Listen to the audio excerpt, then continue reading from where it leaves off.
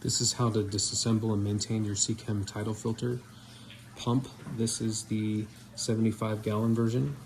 You're gonna need a toothbrush and a wire brush. Okay, use the blunt end of a toothbrush to give that a little pop. Off comes the main housing.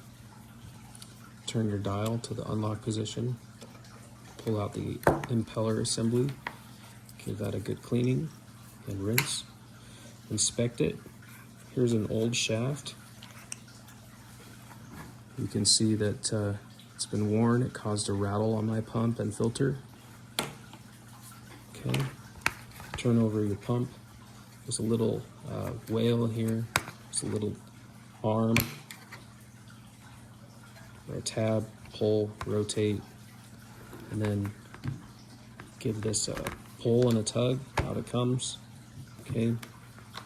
To get this faceplate off, you're going to pop it like that. Okay, very easy. Inspect your epoxy, make sure it's all still waterproofed. Give this a good scrub. Okay. Put everything in reverse order. So put the faceplate back on.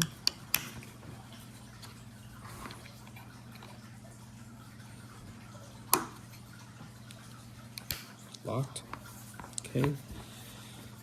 Put your impeller assembly back in.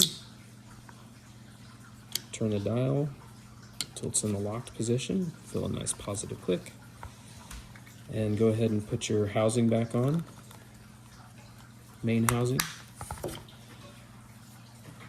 That's it.